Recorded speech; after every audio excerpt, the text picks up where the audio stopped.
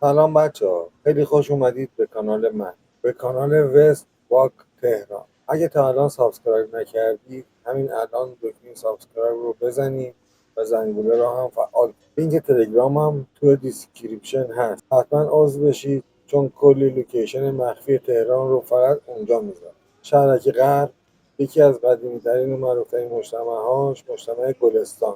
داخل این مجتمع یک بازارچه وجود داره به نام گلستان 252. اینجا یک مرکز خرید دو طبقه کوچیکه، خیلی از کنارش رد میشن و نمیدونن داخلش چه خبره. امروز میخوام ببرمتون داخلش و از حال و هواش باخبر شید. وقتی واردش میشی اولین چیزی که متوجه میشی اینه که میفهمی اینجا با فضای پاساژهایی که تا الان دیدی فرق داره. خبری از شلوغی و سر و صدای زیاد نیست. محیطش مدرن، تمیز و آرومه. نورش خوبه، راهروهاش دلبازه، ولی با این حال حس رسمی و خوش به آدم نمیده. بیشتر حس یه جای خودمونی رو به آدم. و نکته جالبش آدماشه. همه با یه آرامش خاصی دارن میچرخن. کسی اینجا به کسی کاری نداره. هر کس با استایل و حال و هوای خودشه.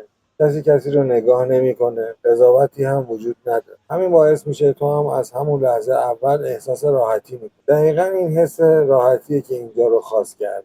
در طبقاتش به جای بوتیک غرفه است و داخلش ابزار و وسایلی پیدا میکنی که در جاهای دیگه کمتر پیدا میشه. جلوی در ورودی یک کافه کوچولو وجود داره و بچهای شهرک غرب معمولا برای قرارهای آروم میان همینجا.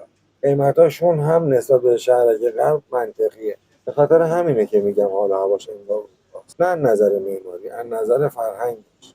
از این نظر که هر کسی آزاد هر جوری که دوست داره باشه و کسی کاری باهاش نداره. تهران پیدا کردن یه همچین جای آروم و بی‌حاشیه‌ای خیلی سخت. خلاصه اگه دنبال یک جای آروم و تمیز و با کلاس تو شهر غرب میگردید که هم خرید کنید هم یک کافه برید و از شلوغی پاساژ بزرگ هم دور باشی، اینجا بهترین گزینه است. آدرس دقیقش شهرک غرب فاز 1 داخل مجتمع تجاری گلستان، مرکز خرید گلستان 252. ما تا حالا اینجا اومده بودید؟ تجربتون چطور بوده؟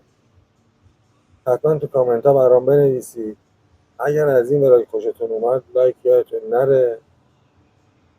ممنون از شما که تا اینجای ویدیو همراه من بودید.